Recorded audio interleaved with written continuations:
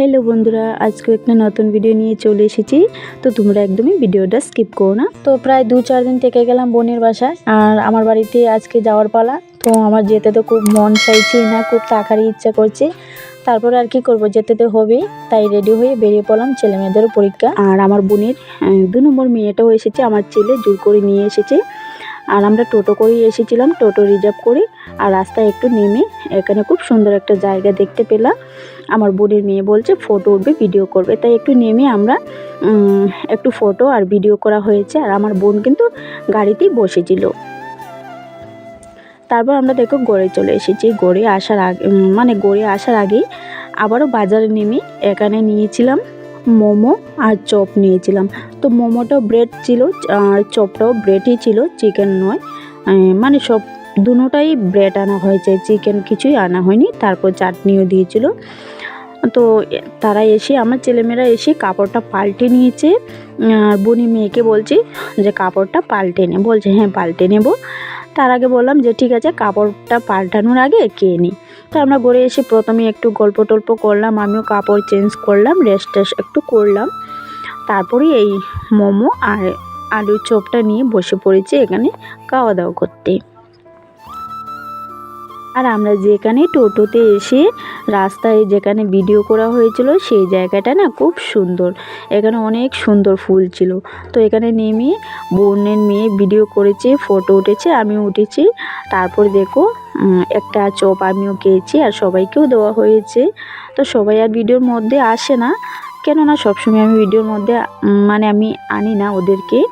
তারপর দেখো সবাইকে একটু হাই হ্যালো করে দিচ্ছে আর বলছে অনেক কিন্তু টেস্টি ছিল ব্রেড হলো। তারপর আমি ঘরে আসার পর তোমাদের দাদাভাই সঙ্গে সঙ্গে বাজারে চলে গিয়েছিল। বাজারে গিয়ে এনেছে চিকেন আর এনেছে পাবদা মাছ। তো ওগুলো বাইরেই ধোয়াধুয়ি করবো, ঘরের ভিতরে আর নিলাম না।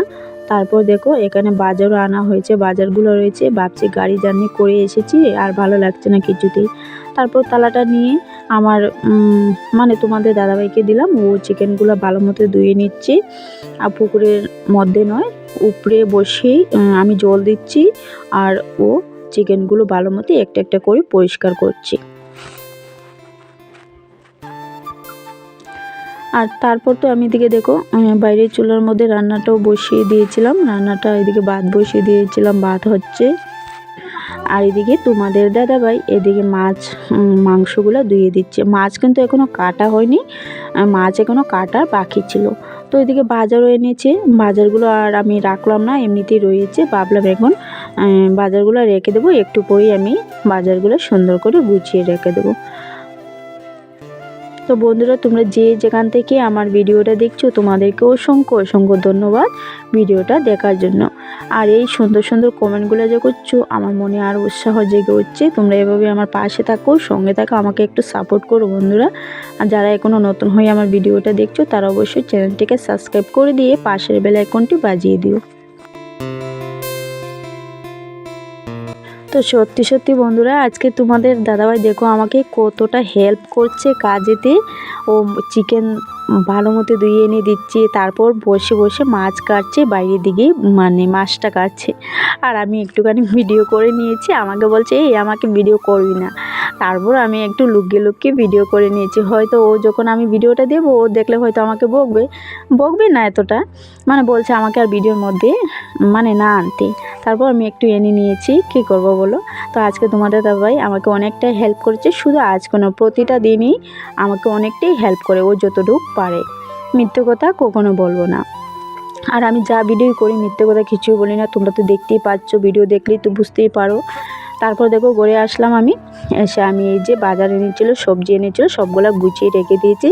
তো এখানে নিয়ে এসেছে দারচিনি, লং, এলাইচি, জয়ফল আর কী কী আছে এতগুলো আমি নাম জানি না।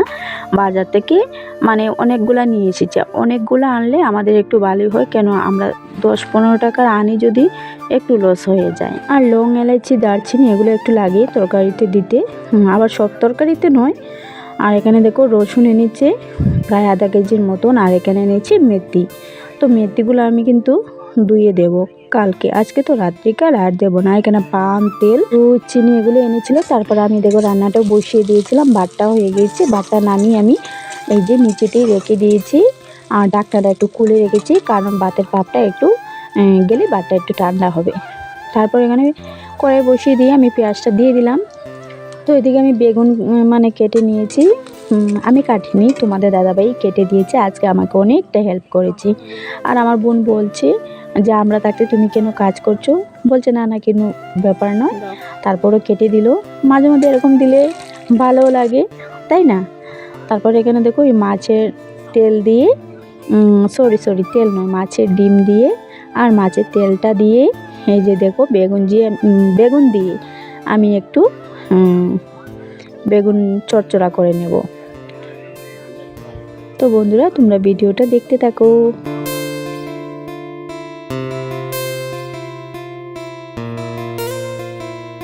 বেগুন দিয়ে মাছের ডিমের জোড়াটা এদিকে বসিয়ে আমি একটা ঢাকা দিয়ে রেখে এসেছি, আর এদিকে চিকেনটা পুরো রেডি।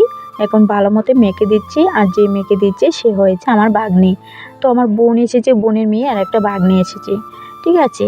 তারপর দেখো আমার বোন এখানে বসেছিল, তারপর উঠে পড়েছে, আমি বসলাম।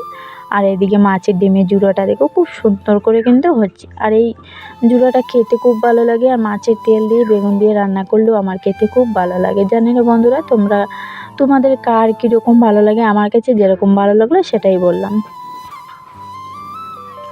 তারপর মেয়েকে বললাম একটু ভিডিওটা ধরে দেওয়ার জন্য। যখন আমি এই যে চিকেনটা বসিয়েছিলাম তখন বলছে না আমার ভালো লাগছে না, আমি এখন মোবাইল ধরবো না। তো ছেলে মেয়েদেরকে তো বুঝতেই পারছো, ওরা কখনো ধরে কখনো না, কখনো ওদের বায়না। তারপর আমি এক হাত দিয়ে দিই একটু রান্না করছি, আবার এক হাত দিয়ে মোবাইলটা দেখাচ্ছি। তারপর দেখো আমার চিকেনটা বসিয়ে দিয়েছিলাম, চিকেনটা প্রায় হয়ে গিয়েছে। আমি তারপর জল দিয়ে দিয়েছিলাম, দিয়ে জলটা জাল হচ্ছে, যত জাল হবে তত ঘন হবে তরকারিটা, আর খেতেও কিন্তু খুব স্বাদ হবে। আর তেলটা দেখো বেরিয়েছে। আর এদিকে আমার বোন আসতেই চাইছিল না, আমরা যে এসেছি বোনকে আর বোনের মেয়েকে খুব জোর করেই আনা হয়েছে। বলছে না মেয়েদের স্কুল খোলা, তো আমার ছেলে কিছুতেই মানছে না, বলছে তোমাদের বাসায় এসেছি, একটা রাত্রি আমাদের বাসায় এসে থাকবে, না হলে আর কখনোই আসবো না তোমাদের বাড়িতে। তো আমার বোনও আমার ছেলের কথা মানে ফেলতে পারেনি, রাখতে হয়েছে, তাই আমার সঙ্গে আসলো আমার বোন। তো দেখো তরকারির কালারটা খুব সুন্দর এসেছে, না পুরো তেল ছেড়ে দিয়েছি, যত তেল ছাড়ে দেখতেও ভালো লাগে, খেতেও ভালো লাগে। তো এদিকে প্রচণ্ড গরমও লাগছে বন্ধুরা, বাইরেতেই রান্না বসিয়েছিলাম। আর এই শীতকাল তো চলেই যাচ্ছে, গরম পড়তে শুরু হয়ে গিয়েছে, আর কয়েকটা দিন পর শুধু গরম গরম বলবো। আর সত্যি কথা বলতে গেলে আমার শীতকালটাই ভালো লাগে গরমকাল থেকে, বর্ষাকালটাও আমার একদমই ভালো লাগে না। তো এদিকে রান্না করছি আর তোমাদের সঙ্গে একটু গল্পও করলাম। তো রান্না করতে করতে দেখো চুলোটা পুরো ভর্তি হয়ে গিয়েছিল কাঠলাকড়ি, এগুলো জ্বলে জ্বলে। তারপর এখন ভাবলাম ওগুলো তো গরম, আমি নিতে পারবো না, তাই একটা কাঠলাকড়ি দিয়ে টেনে টেনে নিচেতে আমি ফেলে দিয়েছি, যখন ঠান্ডা হবে তখনই নিয়ে আমি এই ছাইগুলো ফেলে দেব। তারপর আমি চিকেনটা নামিয়ে কড়াইটা ধুয়ে আবার বসিয়ে দিয়েছিলাম। এই যে পাবদা মাছ এনেছিল, আর তোমরা তো দেখতেই পেলে তোমাদের দাদাভাই আজকে আমাকে মাছ কেটে দিল, চিকেন ধুয়ে দিল অনেক। আজকে তোমাদের দাদাভাই আমাকে যতটা হেল্প করেছে, শুধু আজকে নয়, আমি তো বারবারই বলছি প্রতিটা সময় করে, কিন্তু ভিডিওর মাধ্যমে বলি না। হয়তো তোমাদেরকেও দাদাভাইরা অনেক হেল্প করে আমার মতো যারা আছো। তো যাই হোক বন্ধুরা, এখন আর বেশি কথা না বলে রান্নাটা আগে কমপ্লিট করে নিই। এমনিতে রাতটা কিন্তু অনেকটাই হয়ে যাচ্ছে, রান্নাটাও কিন্তু অনেক লেট করেই বসিয়েছি। আর 3-4 দিন বোনের বাসায় রয়েছিলাম, আর আজকে এসে যে কাজ করছি, কাজটা করতে একদমই ভালো লাগছে না, কারণ এই গাড়ি জার্নি করে না এসে কাজ করতে। তো দেখো বন্ধুরা, এদিকে আমার চিকেনটা নামিয়ে নিয়েছি, আর দেখো তরকারির কালারটা কি সুন্দর এসেছে, আর চোখে দেখলে মুখে খায় সবাই বলে।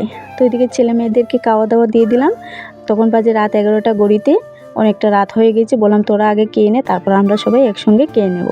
আর এদিকে পাবদা মাছ দিয়ে শস্য বাটা দিয়ে রান্না করেছি, পাবদা মাছের তরকারিটাও কিন্তু খেতে খুব ভালো হয়েছিল। আজকের ভিডিওটা এখানে শেষ করে দিয়ে চলে যাচ্ছি, আবার আসছে নতুন একটা ভিডিওর সঙ্গে। ততক্ষণ তোমরা সুস্থ থাকো, ভালো থাকো, আর আমার পাশে থাকো।